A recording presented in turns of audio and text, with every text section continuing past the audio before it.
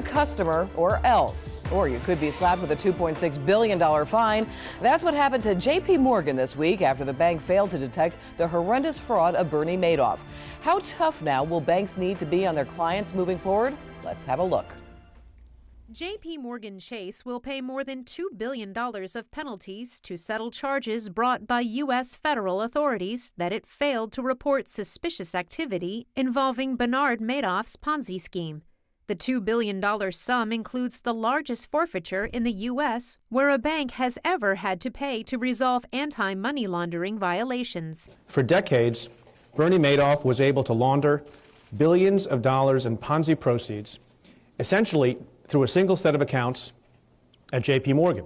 In 2007, there were continuing concerns that Madoff was a wholesale and systemic fraud and had a well-known cloud over his head, and that his returns were, open quote, speculated to be a Ponzi scheme. Among the failures included in a detailed statement of facts released by U.S. prosecutors are instances dating back to the early 1990s, in which J.P.Morgan employees acknowledged to each other that Madoff was engaging in improper behavior but did not report it to authorities.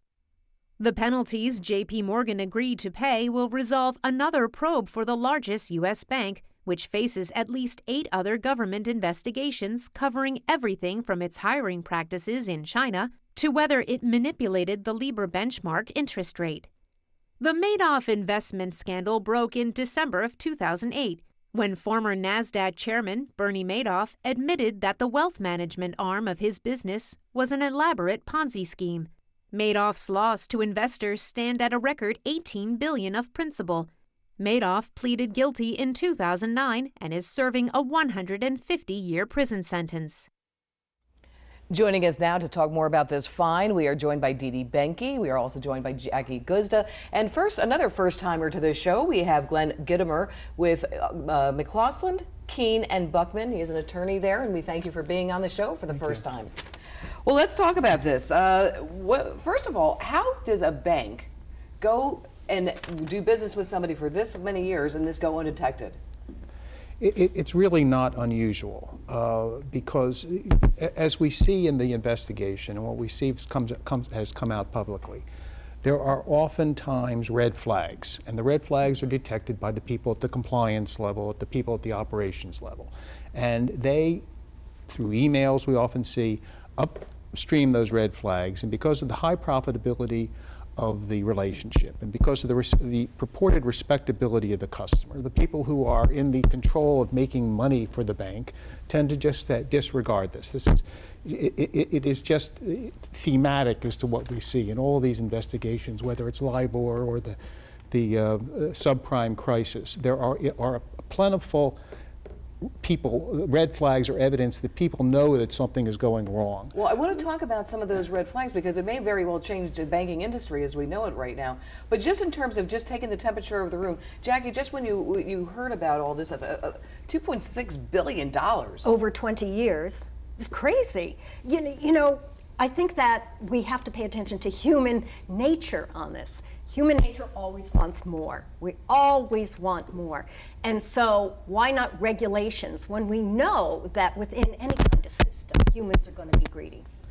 Yeah, Didi? Well, much more than that, actually. A gentleman, Harry Markopoulos, he was blowing the whistle for years on this, and SEC ignored him, wouldn't listen to him, like the SEC was afraid of Bernie Madoff. Why? I think that's the real problem. It's like, you know, who's watching whom, so you like and what are the...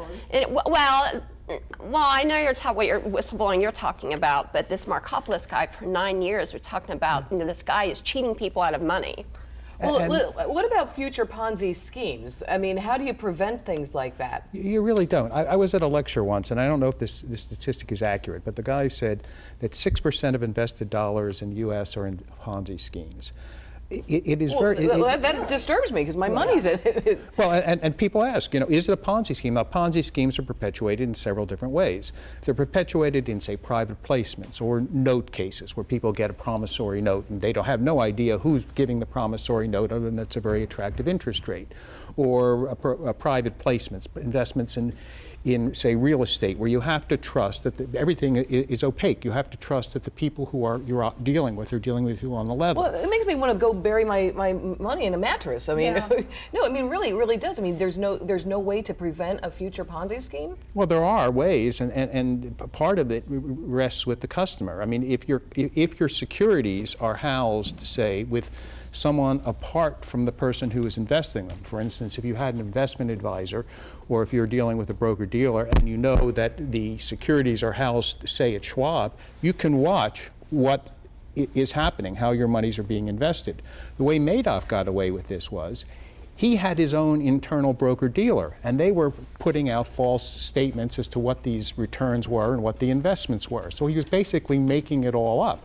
And he had built himself a position of trust in the SEC through his relationships, through his relationship with the NASD, with NASDAQ, and he had become a very respected person. So they knew that, though? You know, I mean, you don't think the SEC knew that after this Markopoulos guy? The SEC had many red flags, and they should have looked at it, and they didn't look at it. And you know, I've been involved in Ponzi scheme investigations where what you'll find in the SEC is they're very busy, they move very deliberately and very slowly, and I've seen things that are obviously Ponzi schemes that they're investigating that just take forever to unfold for them to say we're going to pull the cord on this. But obviously we're talking about millions of dollars in some cases, so a lot of people, a lot of investors are turning that blind eye, but I still have to say there has to be a way now to prevent future Ponzi schemes. I mean, that doesn't seem possible to say that there's no way. Well, I mean, there are ways, but it involves, you know, whether we need more regulations or not. I think there are nothing that we've seen was compliant with law. Nothing we have seen was not prohibited by regulations. It's a question, as Dee Dee points out, people aren't taking actions on what they're seeing. They're not taking actions on the red flags. And that's the problem. Now, can you say, can you prevent theft? I mean, can you prevent dishonesty? Can you prevent insider trading? Well, which is another subject of you know, very hot. But I do think that this fine will certainly make banks start to change the way they're doing business when they're turning a blind eye. I mean, this is certainly going to makes a very strong statement when you're fined $2.6 billion. You think so, but J.P.Morgan has $23 billion in litigation reserves. Yes.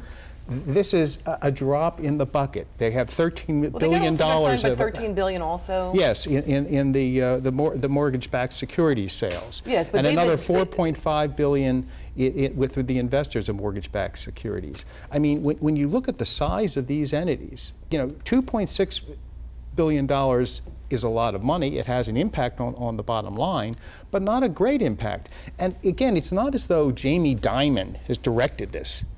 It's that people at the level whose compensation, and very high compensation, who are driven for profits, oftentimes these are the very brightest and best people we see.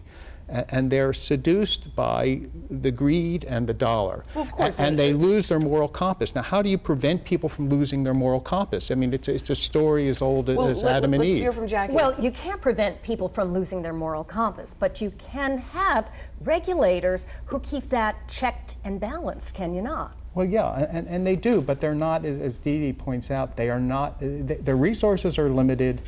They can't be on top of everything, and it's like whack-a-mole. Yeah, but there's always a different for 20 years. Yeah, I agree. I agree that. And how are the shareholders going to be affected? The J.P.Morgan shareholders, aren't they kind of getting a bad end of the deal? Are they going to be affected in this situation? Well, yeah, but keep in mind it's against $23 billion of litigation reserves. So once you release, out of that? So that's already been, much of this has already been hit the bottom line. But yeah, I mean, if I'm a shareholder of J.P.Morgan, that seems pretty unfair, you know? I'd much rather have the $23 billion in equity than having it going out for paying for wrongdoing, where people who committed the wrongdoing made huge bonuses and compensation, and there is absolutely no check on that, and there isn't, and there is rarely personal culpability for the real wrongdoers. But let's talk about the future of some of these banking giants, if you will. Do you think that this settlement says we could see more, we could say goodbye to some financial privacy? Do you think that they're going to be doing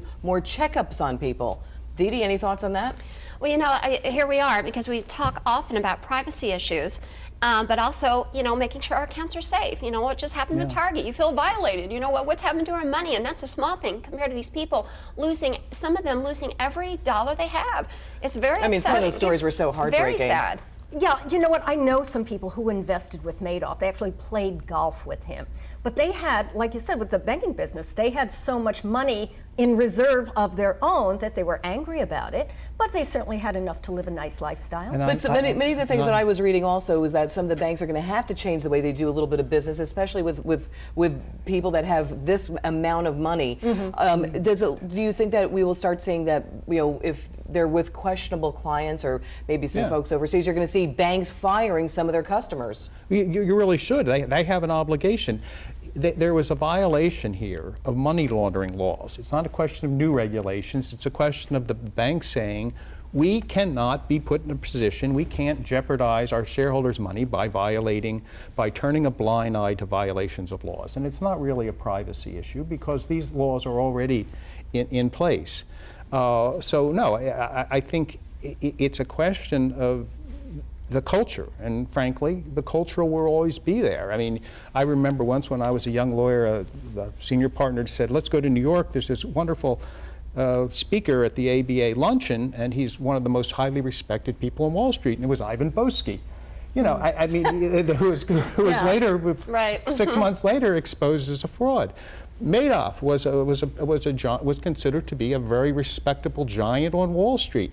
He had, you know, and again, you look at the affinity aspect of these things, and you know, it's funny because I see this in the Ponzi schemes that I look at. You know, oftentimes the people who are running them are the biggest contributors to the churches or the synagogues because they're the big mahab. So it's a question of really, it's very difficult to say, how do you stop greed? Well, I'm going to stop you there, and I'm sorry, but we're going to be out of time for this segment. But a very quick question for everybody: was the $2 billion fair or unfair, Dee?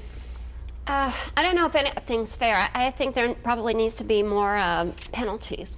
Jackie, fair or unfair? I totally agree with Dee. We need to have more penalties. We need to keep this in check. And Glenn Gitomer? Yeah, I think it was fair, but you also have to go and find personal culpability for the actual actors who were involved, because that's what's really going to send the message. If it's just $23 billion, if it's just $2.6 billion of J.P.Morgan money, nobody's really held to account. All right, we thank everybody for their insights on this, and keep it here, everyone. We're going to talk about college debt and one woman's mission to help students uncover their blind spots and protect their investment.